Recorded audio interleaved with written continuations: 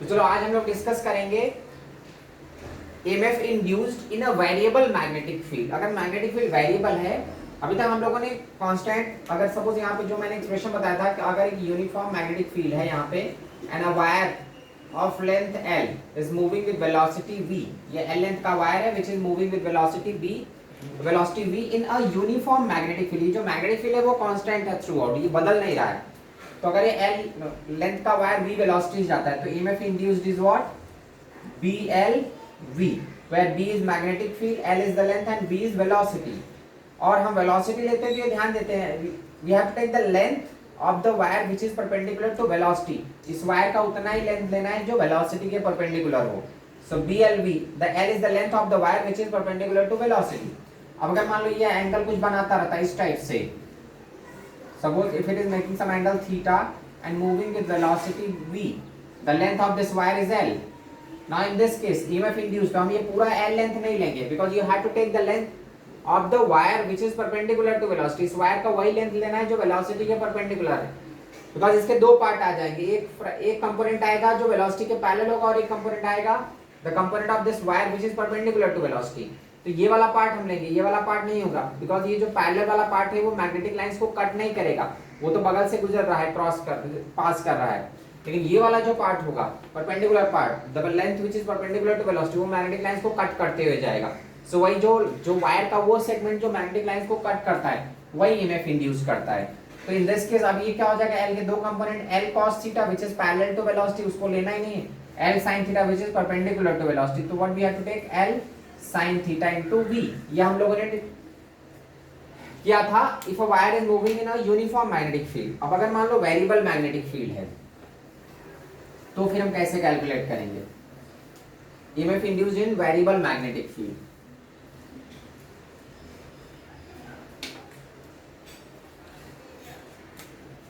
Clear, EMF induced, हाँ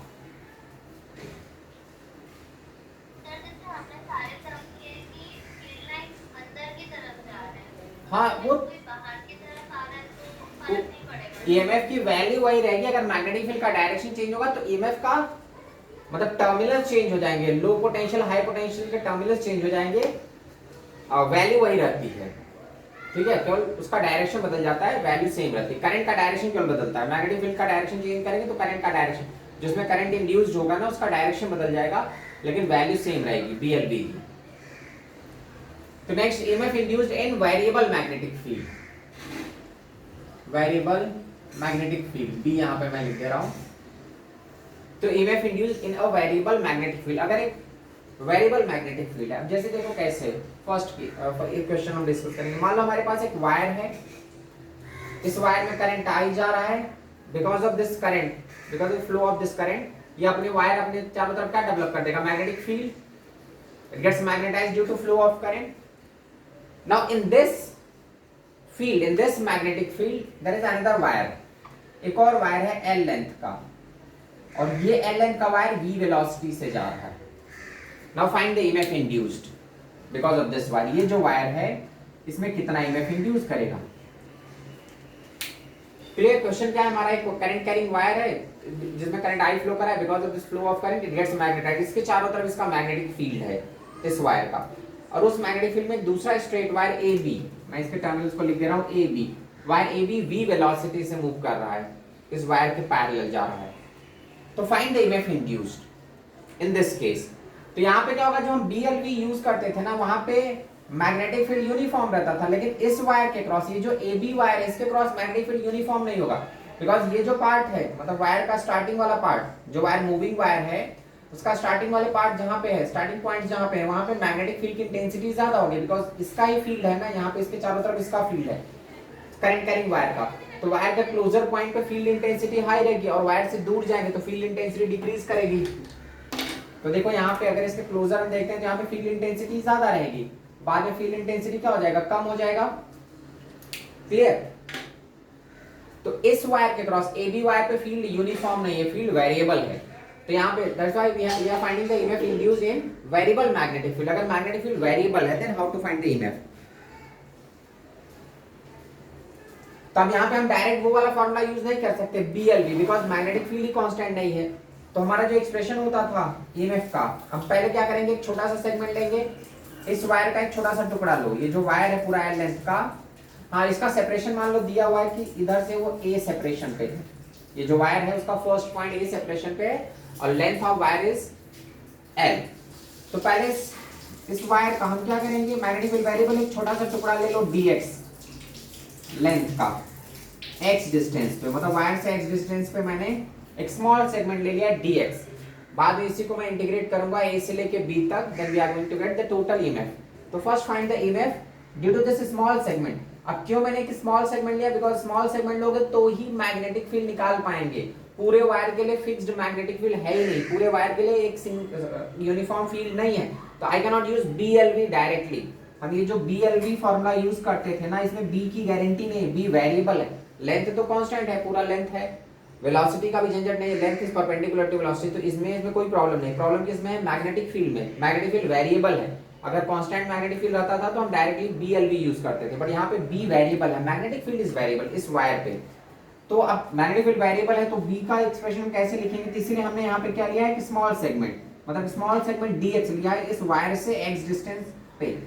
this is the small segment dx। Now find the EMF induced because of this small segment. पहले इस small segment का EMF निकाल लो। अब हमने small segment choose किया तो मैग्नेटिक फील्ड हमको यहाँ पे मिल जाएगा, यहाँ पे हम मैग्नेटिक फील्ड लिख सकते हैं इस वायर का, यहाँ पे कितना फील्ड होगा। इनफाइनाइट वायर, अगर इनफाइनाइट लेंथ का वायर होता है तो उसका मैग्नेटिक फील्ड का फॉर्मूला क्या होता है, mu not I by 2 pi are.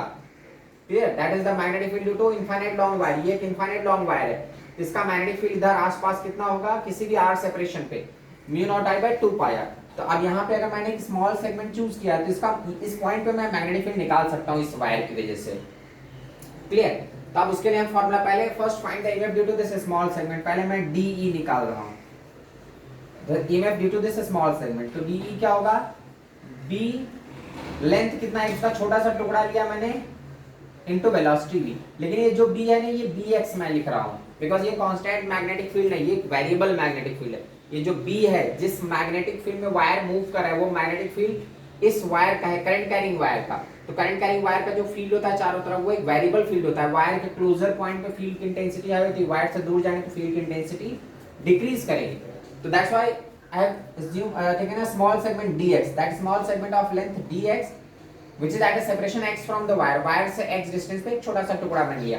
First में उस स्मॉल सेगमेंट के लिए मैग्नेटिक फील्ड ईएमएफ इंड्यूस्ड निकालूंगा due to this small segment. ये जो छोटा सा टुकड़ा है वो कितना ईएमएफ इंड्यूस करेगा, then by integrating this we can get the total EMF. तो पहले चलो एक स्मॉल सेगमेंट के लिए निकालो। तो स्मॉल सेगमेंट का ईएमएफ क्या होगा, DE is equal to BX dx into V। वही BLV वाला फॉर्मूला है, B लेंथ एक छोटा सा टुकड़ा लिया तो उसका लेंथ कितना है, केवल dx, तो उसकी वेलोसिटी तो चलो V है। और मैग्नेटिक फील्ड, यहाँ पे मैग्नेटिक फील्ड कांस्टेंट नहीं है, वेरिएबल है, इसलिए मैंने BX लिखा हुआ है। अब इसको पहले से निकालते हैं। BX मैग्नेटिक फील्ड ये आया कहाँ से है, इस वायर का, करंट कैरिंग वायर का। तो कोई भी अगर infinite long current carrying wire होता है तो उसके अराउंड उसका मैग्नेटिक फील्ड का फॉर्मूला जो हम लोगों ने बायो-सावर्ट लॉ में या एम्पियर्स लॉ में पढ़ा था, वो क्या होता था, मैग्नेटिक फील्ड का formula mu naught I divide by 2 pi x। This is what the magnetic field due to infinite long straight wire into dx into velocity v, ये v वेलोसिटी है उस वायर का। This is what the EMF induced due to that small segment, ये जो छोटा सा टुकड़ा लिया है उसका ईएमएफ है। अब अगर मैं इसको इंटीग्रेट करूंगा then we are going to get the total magnetic field. अब इसी को इंटीग्रेट कर दो, तो इंटीग्रेट करेंगे हम कहां से, x की वैल्यू कहां से कहां तक इंटीग्रेट होगी, स्टार्टिंग पॉइंट ये है, फाइनल पॉइंट क्या है, a प्लस l। तब इसी को इंटीग्रेट करो तो EMF is equal to what, integration of ये पूरा term mu naught I upon 2 pi x dx into v। Limit x की वैल्यू कहां से कहां तक, a से लेके l प्लस a तक। जो x इंटीग्रेट होगा वो पूरे वायर को कवर कर लेगा। तो इंटीग्रेशन कहां से कहां तक जाएगा, स्टार्टिंग लिमिट कहां पे है, a पे, जो वायर स्टार्ट हुआ वो a पे से स्टार्ट हुआ, और एंड कहां पे हो रहा है, l प्लस a। अब बस इसी को जो कांस्टेंट टर्म उनको बाहर कर दो, तो ef is equal to mu naught I v upon 2 pi integration of 1 upon x dx, limit a to l plus a, a से l प्लस a तक इंटीग्रेट करो। अब इसी को सिंप्लीफाई कर लो, तो ef is equal to mu naught I v divide by 2 pi 1 upon x integration of 1 upon x dx। तो 1 अपॉन x का इंटीग्रेशन क्या होता है, log x, तो क्या हो जाएगा ln x लिमिट a से l प्लस a तक। तो EMF induced is equal to what, mu not I we divide by 2 pi ln upper limit that is l plus a minus ln a, and log a minus b is what, log a upon b. So what EMF we are going to get, mu naught I v divided by 2 pi ln l plus a divided by a. This is what the EMF induced when a straight wire is moving in a variable magnetic field. एक variable magnetic field में wire move कर रहा है, so उस case में इतना EMF induce होगा। हम यूज वही एक्सप्रेशन कर रहे हैं BLV, लेकिन यहाँ पे B वेरिएबल था इसलिए मैंने इंटीग्रेशन यूज किया। अगर B कांस्टेंट होता, मैग्नेटिक फील्ड कांस्टेंट होता, if a wire is moving in a constant magnetic field then directly we can use BLV, but because here field is variable. Why field is variable? Because magnetic field is developed because of the current carrying conductor. तो अगर एक infinite long का conductor है, infinite long wire है, तो उसका जो magnetic field होता है वो वेरिएबल होता है। वायर के क्लोजर पॉइंट पे फील्ड की इंटेंसिटी हाई रहेगी, या ये वायर ऐसे ही जा रहा है इस टाइप से, तो इधर साइड लेफ्ट साइड में फील्ड इंटेंसिटी हाई रहेगी, राइट साइड में फील्ड इंटेंसिटी लो होगी, तो magnetic field is variable. So this wire of length L is moving with a velocity v in a variable magnetic field. उस variable magnetic field की वजह से हमको integration का यूज करना पड़ा। अगर कांस्टेंट मैग्नेटिक फील्ड होता तो simply we can use BLV, but यहाँ पे field is variable, that's why I have used integration. तो मैंने एक छोटा सा टुकड़ा लिया जिसका मुझे एक मैग्नेटिक फील्ड की गारंटी मिले, यहाँ पे एक स्मॉल सेगमेंट लेता हूँ तो उसका मैं मैग्नेटिक फील्ड लिख सकता हूँ, certain value of magnetic field लिख सकता हूँ।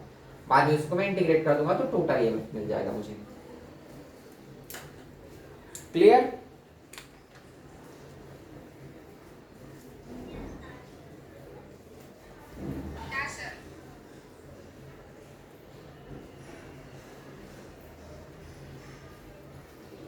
चलो अब इसी टाइप का नेक्स्ट क्वेश्चन देखते हैं।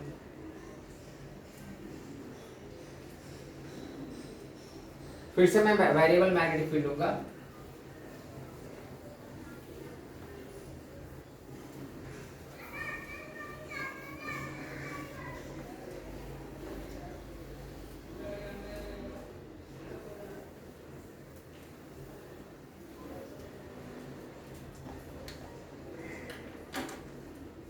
चलो सेकेंड क्वेश्चन। अगेन इफ, फिर से मैं यहाँ पे एक वायर ले रहा हूं जिसमें करंट I है और एक वायर है यहाँ पे इस टाइप से।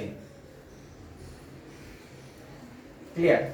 This wire is of length L and moving with velocity v, और इसके साथ एंगल है थीटा। ये वायर हमारा AB which is moving with velocity v, ये v वेलोसिटी से जा रहा है parallel to the current carrying conductor. इस कंडक्टर के पैरेलल ये जा रहा है v वेलोसिटी से, लेकिन ये वायर इंक्लाइंड है, स्ट्रेट वायर नहीं है। इसके पहले वाले केस में वो स्ट्रेट वायर था, but here it is an inclined wire. तो थीटा, तो मैंने क्या बताया था कि हम लेंथ उतना ही लेते हैं, you have to take the length of the wire which is perpendicular to velocity. इसका लेंथ अगर सपोज L है तो पूरा L हमारे किसी काम का नहीं है, और यहाँ से सेपरेशन, ये हमारा पॉइंट A और B है, यहाँ से सेपरेशन इसका फिर से मैं A ही ले लेता हूँ। यहाँ पे डिफरेंस इतना है कि ये वायर इंक्लाइंड है, ये एक स्ट्रेट वायर है, मतलब इसका जो पूरा लेंथ है वो वेलोसिटी के परपेंडिकुलर नहीं है। तो मैंने बताया था you have to take the length of the wire which is perpendicular to velocity. हम वायर का उतना ही पार्ट लेते हैं जो वेलोसिटी के परपेंडिकुलर हो। तो ये पूरा का पूरा L अपने किसी काम का नहीं, हम L का केवल ये वाला पार्ट लेंगे, ठीक है, जो x एक्सिस पे आएगा, बिकॉज y एक्सिस वाला तो पैरेलल आ जाएगा और x एक्सिस वाला परपेंडिकुलर होगा। तो इसका x एक्सिस पे पार्ट कितना आएगा, L cos थीटा। तो ये हमारा A पॉइंट वही है, ये B dash, and this length is what, L cos theta. इसका मान लो थीटा की वैल्यू मैं 60 डिग्री, एक सर्टेन वैल्यू ले रहा हूँ 60 डिग्री, तो कितना हो जाएगा L/2, मतलब केवल L/2 ही मैंने थीटा की वैल्यू ले लिया है 60 डिग्री। तो पूरे वायर का लेंथ L है, लेकिन हमारे लिए जो EMF इंड्यूस करेगा वो केवल कितना इंड्यूस करेगा, L/2। You have to take the length of the wire which is perpendicular to velocity. इस वेलोसिटी के परपेंडिकुलर लेंथ हमको लेना होगा। तो this wire is moving with velocity v, you have to take the length which is perpendicular to velocity. तो इसका component क्या आ जाएगा, L/2। तो बस हमको L/2 चाहिए। अब फिर से यहाँ पे वही झंझट है कि मैग्नेटिक फील्ड किसका है, स्ट्रेट करंट कैरिंग कंडक्टर का, तो वो फील्ड वेरिएबल है, मतलब इधर फील्ड इंटेंसिटी हाई रहेगी, बाद में फील्ड इंटेंसिटी लो हो जाएगी। क्लियर? तो अगर फील्ड वेरिएबल है तो again you have to choose a small segment, same similar, सारा कुछ सब कुछ सेम रहेगा, because magnetic field is variable. तो हम क्या करें, पहले एक छोटा सा टुकड़ा लो dx लेंथ का, और वायर से उसका सेपरेशन लिया मैंने x। क्लियर? तो सेम रहेगा, केवल एक्सप्रेशन में लिमिट बदल जाएगा। अब लिमिट हम कहां से कहां तक लेंगे, a से a plus L by two. पूरा l लेंथ हमारे किसी काम का नहीं, ये पूरा का पूरा वायर ईएमएफ इंड्यूस नहीं कर रहा है, केवल परपेंडिकुलर सेगमेंट ही ईएमएफ इंड्यूस कर रहा है। तो again first find the EMF due to this small segment DE। तो D is equal to what, B length की value dx into velocity v, और यहाँ पे मैं bx ले रहा हूँ because magnetic field is variable. अलग अलग पॉइंट पे x for different value of x, field की value is different. So DE is equal to bx, the magnetic field at this point. तो मैग्नेटिक फील्ड क्या होगा, mu naught I divide by 2 pi x dx into v. This is what the EMF induced due to that small segment.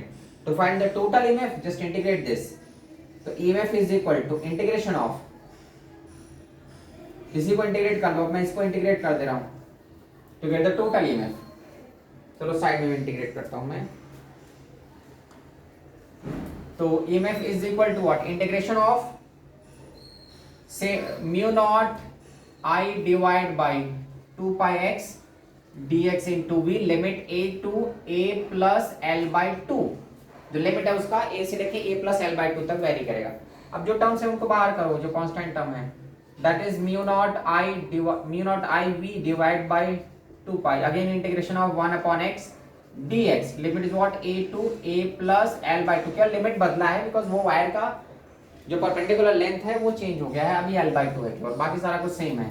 तो ये EMF क्या आ जाएगा, mu not I we divide by 2 pi, ये फिर से log x आएगा, तो log upper limit minus lower limit, तो we are going to get ln upper limit that a plus l by 2 divide by a।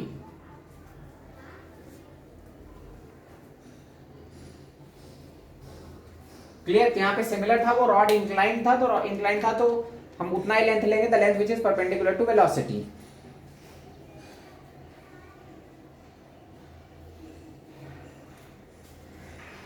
Clear?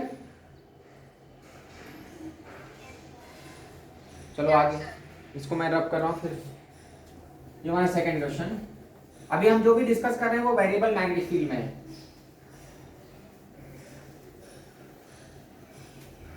चलो next देखते हैं, third question. अगर सपोज करो हमारा मैग्नेटिक फील्ड का एक्सप्रेशन दिया है in a question, if it is given B is equal to alpha y square, ये हमारा मैग्नेटिक फील्ड है जो y के अकॉर्डिंग बदल रहा है। B is equal to alpha y square, मतलब जैसे जैसे y की वैल्यू चेंज होगी मैग्नेटिक फील्ड बदलता जाएगा। ये हमारा ओरिजिन है, this is x axis, this is y axis.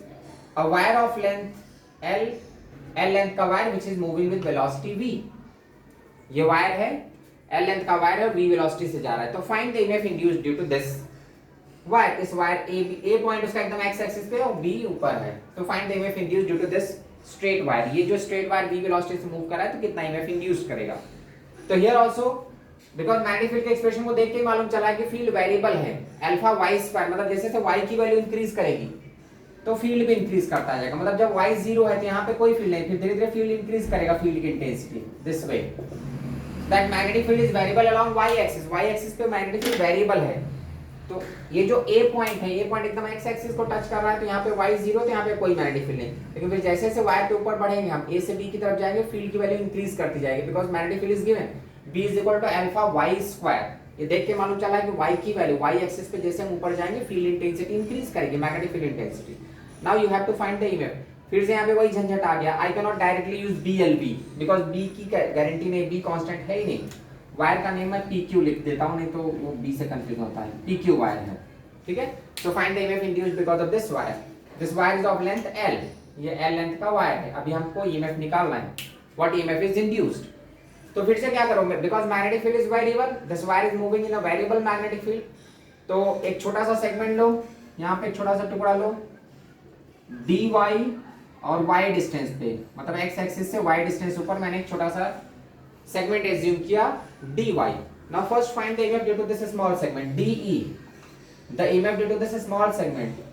तो मैग्नेटिक फील्ड क्या होगा, b लेंथ क्या है, केवल dy छोटा सा टुकड़ा लिया इनटू वेलोसिटी, वेलोसिटी में कोई लफड़ा नहीं, वेलोसिटी कांस्टेंट है सबकी, हर एक पॉइंट की वेलोसिटी सेम है।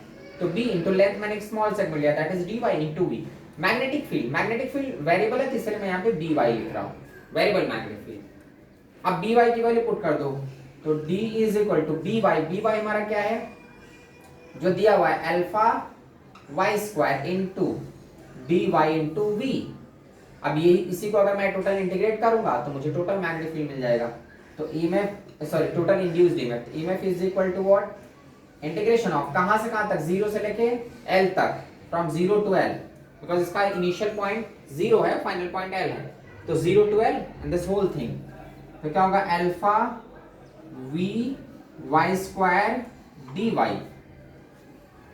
ठीक है, अब बस इसी को इंटीग्रेट कर दो तो हमको ईएमएफ मिल जाएगा। तब इसको इंटीग्रेट करो तो क्या हो जाएगा, EMF is equal to alpha v बाहर कर दो, वाई स्क्वायर का integration y cube, so alpha v integration of y square is y cube by 3 limit 0 to L। So EMF induced here is what, alpha v L cube divide by 3, ये हमारा EMF induce करेगा ये wire. तो again this wire is moving in a variable magnetic field, एक variable magnetic field में move कर रहा है। सो फिर से मैग्नेटिक फील्ड वेरिएबल है, magnetic field is given like alpha y square, मतलब जैसे हम वाई एक्सिस पे ऊपर जाते हैं मैग्नेटिक फील्ड की वैल्यू वेरिएबल है। तो अगेन मैंने इंटीग्रेशन यूज किया, choose a small segment, find the EMF induced due to that small segment, then integrate it from P to Q, तो पूरा अपने को EMF आ जाता है। सिमिलर क्वेश्चन एक, चलो और हम क्वेश्चन देखते हैं, third fourth.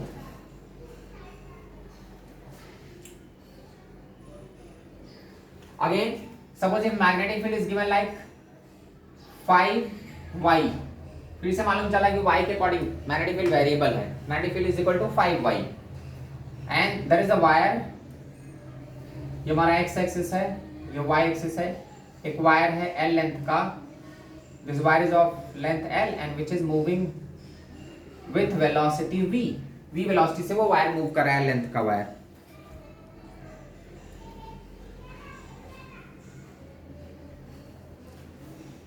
So this wire is of length L moving with velocity v, magnetic field is given b is equal to b is given 5y, मतलब magnetic field is variable along y axis, जैसे जैसे y axis पे ऊपर जाएंगे field variable है। there is a wire which is moving with velocity v, find the EMF, again EMF induced because of this wire pq, और इसका जो starting limit था, मतलब p पॉइंट और x एक्सिस पे नहीं है, ये यहाँ से मान लो सपोज a डिस्टेंस पे है, that point p is at a distance a from the x axis। तो अगेन फिर से क्या होगा, फील्ड वेरिएबल है जो मैग्नेटिक फील्ड है, अगर हम देखते हैं d5y, मतलब यहाँ पे फील्ड इंटेंसिटी कम रहेगी, उसके बाद फील्ड इंटेंसिटी बढ़ती जाएगी लाइक दिस। तो that field magnetic field is variable, that wire is moving in a variable magnetic field. तो फिर से हमको क्या लेना होगा, एक स्मॉल सेगमेंट, इस वायर का एक छोटा सा टुकड़ा लो, ये जैसे वायर है, यहाँ पे एक स्मॉल सेगमेंट लिया dx, सॉरी dy लो, बिकॉज y एक्सिस में मैग्नेटिक फील्ड वेरिएबल है। तो स्टार्टिंग पॉइंट से y डिस्टेंस में मैंने एक स्मॉल सा सेगमेंट लिया dy, first find the EMF due to that small segment, then integrate into the total EMF। तो again the EMF due to that small segment is what, magnetic field dy into v, वही BLV वाला formula मैं use कर रहा हूँ for a small segment. तो BLV, अब ये जो B है वो वेरिएबल है तो उसको पुट करो, तो DE is equal to by is what 5y into dy into velocity to get the total EMF, integrate this, इसको इंटीग्रेट करेंगे तो EMF इज इक्वल टू जो भी कांस्टेंट टर्म उनको बाहर कर लो, तो कांस्टेंट टर्म यहाँ पे क्या है 5 और v, तो 5v बाहर करके integration of y dy limit. अब यहाँ इसको इंटीग्रेट कहाँ से करेंगे, a से लेके l plus a, that is what the limit is. Starting point p का जो पॉइंट p के लिए x की वैल्यू a होगी और q के लिए x की वैल्यू a प्लस y की वैल्यू, पॉइंट p के लिए y की वैल्यू a है और q के लिए l plus a, तो you have to integrate from a to l plus a is the lower limit and l plus a is the upper limit। so EMF induced in this case is what 5v, y का integration क्या होगा, y square, that is y square by 2 limit a to l plus a, put the limit, तो EMF induced is equal to 5v by 2 l plus a का square minus a square, फिर इसको simplify कर लेना a plus b whole square से, तो a square cancel हो जाएगा।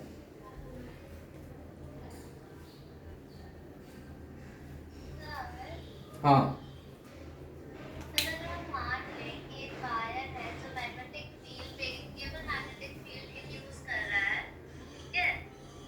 तो wire variable magnetic field induce करेगा ना हमेशा। हाँ, और उससे अगर हम v वेलोसिटी के साथ अगर हम उसे कहीं लेके जा रहे हैं तो फिर क्या effect होगा? नहीं नहीं, अगर वो खुद के मैग्नेटिक फील्ड में मूव कर रहा है ना, तो वो ईएमएफ नहीं इंड्यूस करेगा। जीरो रहेगा। जैसे जैसे वो मूव करेगा उसका फील्ड, कोई भी वायर है, अगर वायर अपने खुद मैग्नेटाइज्ड वायर मूव कर रहा है तो वो ईएमएफ नहीं इंड्यूस करेगा, बिकॉज उसका फ्लक्स, उसके क्रॉस तो फ्लक्स सेम ही रहेगा ना। वो अलग अलग प्लेस पे जाएगा तो फील्ड एक जगह से दूसरी जगह फील्ड चला जाएगा, लेकिन फ्लक्स तो नहीं चेंज हुआ ना, फील्ड की इंटेंसिटी तो नहीं चेंज हुई। क्लियर? तो वो अपने खुद के मैग्नेटिक फील्ड से ईएमएफ नहीं इंड्यूस करेगा।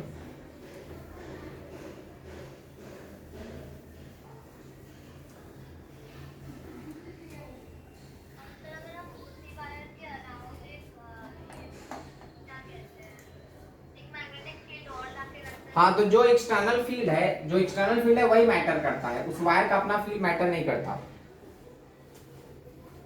जैसे ये जो वायर मैं मूव कराता हूँ ना, इसमें भी तो करंट आ जाएगा, करंट इंड्यूस होगा तो ये खुद मैग्नेटाइज्ड हो जाएगा।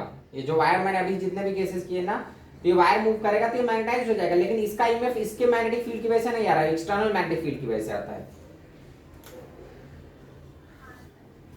ठीक है, नेक्स्ट देखो फिफ्थ क्वेश्चन। अगर मान लो हम लोगों ने रोटेटिंग वायर, अगर एक वायर मैग्नेटिक फील्ड में रोटेट करता था in a uniform magnetic field, if a wire of length L which is rotating with angular velocity omega, अगर L लेंथ का वायर एंगुलर वेलोसिटी ओमेगा से घूमता है तो भी ये मैग्नेटिक लाइंस को कट करेगा, तो it is going to induce EMF. तो इस केस में ईएमएफ इंड्यूस क्या होता था, half B omega L square. ये जो तुम लोगों को भूल गया होगा, तो लास्ट क्लास में मैंने बताया था कि अगर एल लेंथ का वायर एक यूनिफॉर्म मैग्नेटिक फील्ड में रोटेट कर रहा है, this wire is rotating in a uniform magnetic field, तो induced EMF is what, half B omega L square. Clear? तो ये हमने रिजल्ट डिराइव किया था अगर वायर यूनिफॉर्म मैग्नेटिक फील्ड में रोटेट करता था। अभी मैं वेरिएबल मैग्नेटिक फील्ड में अगर रोटेट कर रहा हूं, if wire is rotating in a variable magnetic field, suppose करो एक वायर है हमारा ऐसा, इस टाइप का, in which current I is flowing, और इससे कनेक्टेड एक वायर है एल लेंथ का, and this wire is rotating with omega angular velocity. मतलब समझो दो वायर्स हैं, ये पहला स्ट्रेट वायर है, दूसरा वायर ऐसे है, और वो वायर उस पे घूम रहा है इस टाइप से। तो ये ईएमएफ इंड्यूस करेगा नहीं करेगा वो हमको चेक करना है। क्लियर? तो अब यहां पे देखो, इस केस में क्या होगा कि जो मैग्नेटिक फील्ड आएंगी, मैग्नेटिक लाइंस आएंगी, अगर ये वायर इस प्लेन में है तो मैग्नेटिक लाइंस इस वायर की, ये वायर कैसा जा रहा है, करंट अपवर्ड है, तो अगर right hand thumb rule use करते हैं मैग्नेटिक लाइंस इस टाइप से रहेंगी। ठीक है, अब इन मैग्नेटिक लाइंस को एक कट नहीं करेगा। अगर ये वायर ऐसा है ना, this way the current carrying conductor, first wire ऐसा है, सेकंड वायर ऐसा है जो रोटेट कर रहा है, तो ये वायर अगर ऐसे रोटेट भी करता है तो ये मैग्नेटिक लाइंस को कट नहीं करता, तो ये ईएमएफ इंड्यूस नहीं करेगा, बिकॉज मैग्नेटिक लाइंस कैसे हैं, परपेंडिकुलर है। तो ये वायर ऐसा टर्न भी करेगा तो उनके बगल से गुजरेगा, उनको कट नहीं करेगा, तो ये ईएमएफ इंड्यूस नहीं करेगा इन दिस केस। इवन ये फील्ड इज वेरिएबल, इस वायर के चारों तरफ एक वेरिएबल फील्ड है, बट वो लाइंस मैग्नेटिक लाइंस को कट नहीं कर रहा है, तो यहाँ पे ईएमएफ इंड्यूस नहीं करने वाला है। क्लियर? तो नो ईएमएफ इज इंड्यूस्ड। अब हम क्या करेंगे, हम ऐसा, तो यहाँ पे तो क्लियर है कि ईएमएफ नहीं इंड्यूस करेगा, नो ईएमएफ। क्लियर ना? समझ गए ना ईएमएफ क्यों नहीं इंड्यूस कर रहा है? ये वायर रोटेट तो कर रहा है बट ये मैग्नेटिक लाइंस को कट नहीं कर रहा है। इसके पहले हमारा वायर ऐसे रोटेट करता था, जब ऐसे रोटेट करता था वो मैग्नेटिक फील्ड को कट करता है। इस केस में क्या हो रहा है कि मैग्नेटिक फील्ड, ये मैग्नेटिक लाइंस ऊपर की तरफ आई हुई है और ये वायर ऐसे, समझो मैग्नेटिक लाइंस ऐसे आ रही है, मेरी फिंगर्स जो है वो मैग्नेटिक लाइंस को शो करें, ये वायर उसमें ऐसे पास करेगा, उनको कट नहीं करेगा, तो यहाँ पे ईएमएफ इंड्यूस नहीं करेगा, तो no EMF is induced because of this wire. अब नेक्स्ट क्वेश्चन में ऐसा दूंगा, ऐसा क्वेश्चन होगा जिसमें वो वेरिएबल हो, मतलब कट करे मैग्नेटिक लाइंस को। तो अब हम यहाँ पे देखते हैं, there is a variable magnetic field,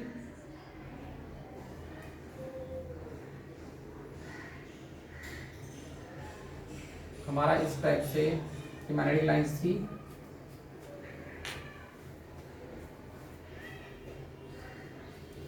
अगर सपोज करो एक वायर हमारे ऊपर इस टाइप से आया, मतलब आउटवर्ड डायरेक्शन, समझ रहे हो ना, ये प्लेन में बाहर की तरफ वायर है, ये हमारा वायर है जो बोर्ड में बाहर की तरफ आ रहा है, this way.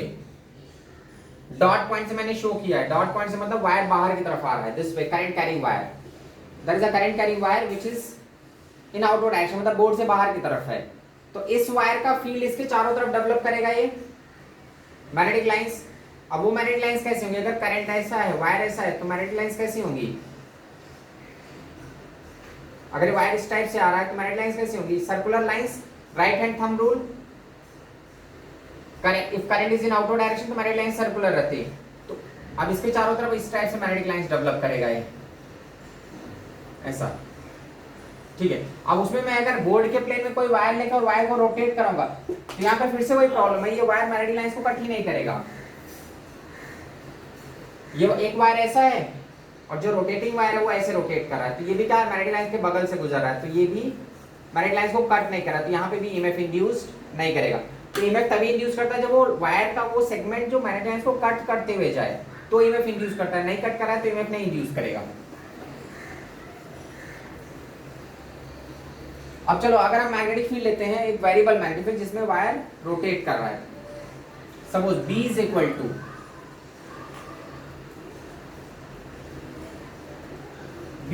To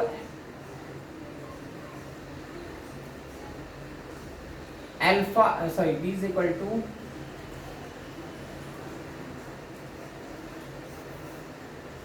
magnetic field is given like alpha into L. जो हमारा wire magnetic field external field दिया वो अल्फा इंटू एल के डायरेक्ट प्रोपोर्शनल है, और यहाँ पे एक वायर है, this wire is of length L which is rotating with angular velocity omega, ये वायर पी क्यू। अब इसके से मैंने देखो मैग्नेटिक फील्ड लिया है alpha L into L and it is in inward direction, मतलब इसका डायरेक्शन इनवर्ड है। जैसे जैसे लेंथ की वैल्यू इंक्रीज करेगी, मतलब ये वायर पे लेंथ की वैल्यू, मतलब स्टार्टिंग में फील्ड कम है, बाद में फील्ड की इंटेंसिटी हाई है, इस टाइप से देख रहे हैं ना। वायर का लेंथ जैसे इंक्रीज कर रहा है तो फील्ड की इंटेंसिटी भी इंक्रीज कर रही है, मतलब यहाँ पे फील्ड इंटेंसिटी कम रहेगा, बाद में फील्ड इंटेंसिटी ज्यादा है, दिस वे। अब मैं पूरा सर्कुलर नहीं बना रहा हूं, यहाँ पे ही समझ लो, ठीक है। मतलब P पॉइंट के पास जब L जीरो है, इस वायर का लेंथ जीरो हम ले रहे हैं, यहाँ पे जब L की वैल्यू जीरो है तो P पॉइंट पे मैग्नेटिक फील्ड नहीं है, लेकिन उसके बाद जैसे जैसे इस P से Q की तरफ जाते हैं, लेंथ इंक्रीज करेगा तो फील्ड इंटेंसिटी भी बढ़ रही है, यहाँ पे फील्ड इंटेंसिटी ज्यादा है। ये B, जो B का एक्सप्रेशन है, B is equal to what, alpha l, मतलब मैग्नेटिक फील्ड इज वेरिएबल, जैसे हम लेंथ में ऊपर जाएंगे। तो अब फिर से हम क्या करेंगे, छोटा सा सेगमेंट लो dx लेंथ का, तो यहाँ पे स्मॉल ईएमएफ क्या होगा, bx dx इंटू वेलोसिटी। अब वेलोसिटी क्या होगा, x into omega, because linear velocity variable है, ओमेगा कांस्टेंट है, तो वेलोसिटी क्या होगा, x इंटू ओमेगा। अब dx इधर क्या पुट कर दो, अल्फा l या अल्फा x ले लो, बिकॉज यहाँ पे x डिस्टेंस पे, तो क्या हो जाएगा alpha x dx into x omega, this is what d। अब इंटीग्रेट का ईएमएफ चाहिए, तो बस जो भी अल्फा ओमेगा बार करके integration of x square dx, फिर हमारा रिजल्ट आ जाएगा, इस x स्क्वायर को इंटीग्रेट कर दो तो EMF is equal to alpha omega x cube by 3, या EMF is equal to 1/3 alpha omega l का cube. This what the induced EMF of a rotating wire when the wire is rotating in a variable magnetic field.